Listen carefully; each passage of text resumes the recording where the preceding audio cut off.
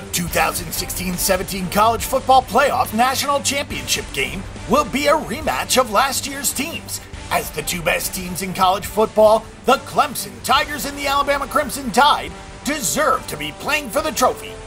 Neither had a problem in the College Football Playoff semifinals, and now the race is on to prepare for the biggest game of the season. The linesmakers popped a line before Clemson's semifinal game ended, with the chosen number on Alabama at -7.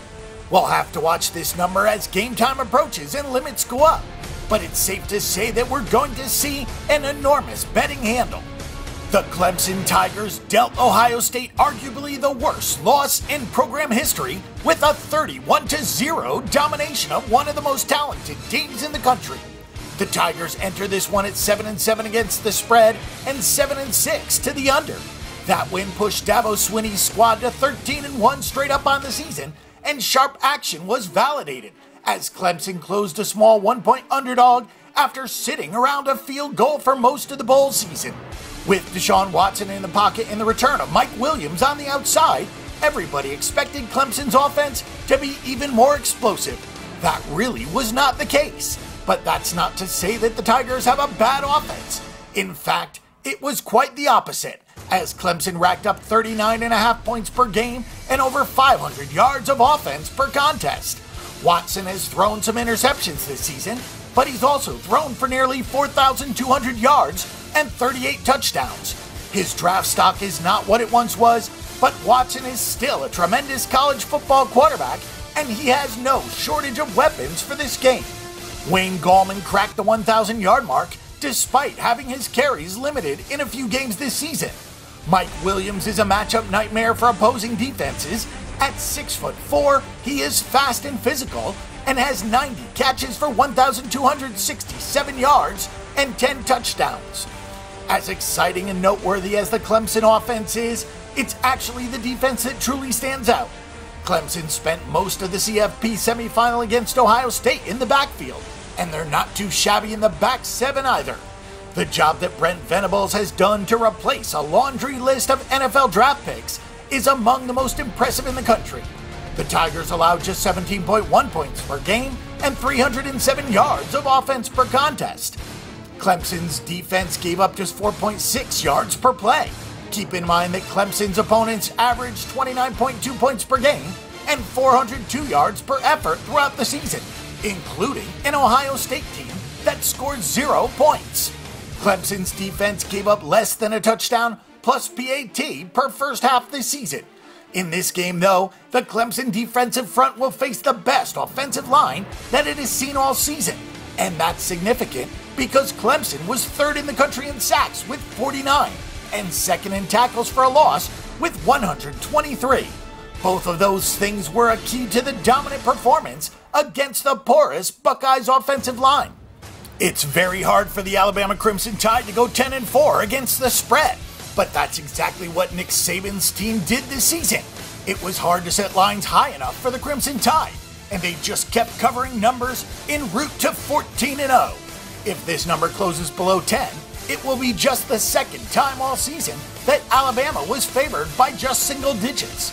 They won and covered against LSU in a 10-0 win as a touchdown plus extra point favorite. The Crimson Tide scored 45 points and racked up 473 yards in last year's national championship game. That was with Jake Coker at quarterback. Coker threw for 335 yards on just 16 completions. He was not a running threat. True freshman Jalen Hurts is far more explosive player than Coker, and he's running the Alabama offense in this one. Hurts did make some freshman mistakes this season, but has still completed 65% of his throws with a 22-9 touchdown interception ratio. Hurts also has 891 rushing yards and 12 touchdowns.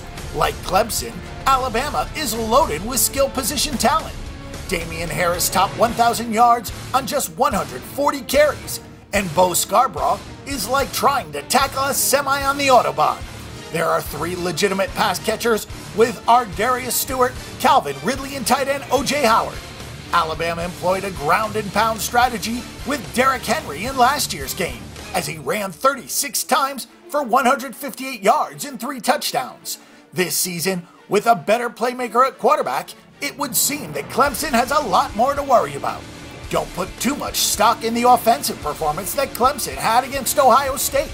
The 31-0 score and the 470 to 215-yard advantage look more impressive than they actually were. Clemson's offense hit a couple of big plays, but Deshaun Watson threw 2 bad interceptions, and the Tigers wore down the Buckeyes for a 4.3 yards per carry. Alabama's defense is as stout as they come. The Crimson Tide allowed 11.4 points per game this season to opponents that average more than 30. They gave up 244 yards per game and 3.9 yards per play. No, that's not yards per carry, that's yards per play. Alabama allowed just 2 yards per carry. If there is a weakness for Alabama, it may be against facing offenses that play with a lot of tempo, but even that's a stretch. Alabama was 2nd in sacks and 5th in tackles for a loss. Normally in games like this, we look for coaching advantages. Nick Saban is obviously the cream of the crop in that regard, but Lane Kiffin has 1 foot out the door for Florida Atlantic, and Jeremy Pruitt is a couple notches below Brent Venables. Dabo Swinney is a great recruiter that has become a great in-game coach as well. Swinney now owns 2 postseason wins over Urban Meyer, who is pretty much unanimously regarded as the best postseason coach in college football. It is outlandish to say that either team may have the coaching advantage. This game will be played in Tampa, Florida, so it's tough to see a discernible crowd edge. Neither team had a very tough time in the semifinals, so it's tough to find an edge in that respect as well. The line on the side seems pretty much on point for this game.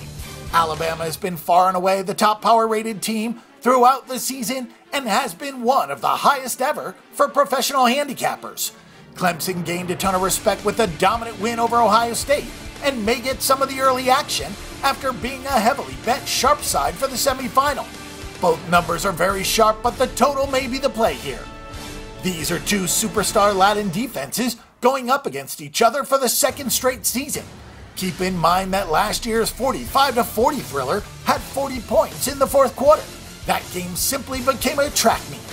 That outcome may influence some opinions on the total here, so it might be best to wait and see where the number goes. It is fair to say that Alabama has a massive upgrade at quarterback, but Clemson's familiarity with this setting and this matchup should lead to some adjustments from Venables. Our pick and prediction is to take under the total of 51.5 points.